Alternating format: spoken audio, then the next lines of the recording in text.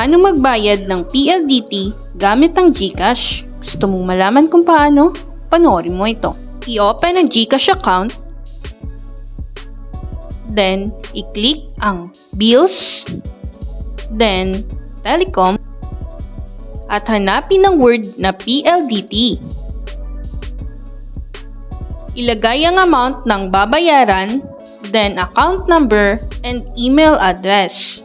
Meron din nga pala itong service fee na 7 pesos na ibabawas sa iyong account. Kaya magtira ka ha. Kung gusto nyong protektado ang lahat ng inyong binabayaran, i-click nyo itong Protect Your Bills. Okay lang din naman kahit hindi dahil optional ito. Then, i-click ang Next. I-double check ang lahat ng details na nilagay, then click Confirm. So ayan, okay na.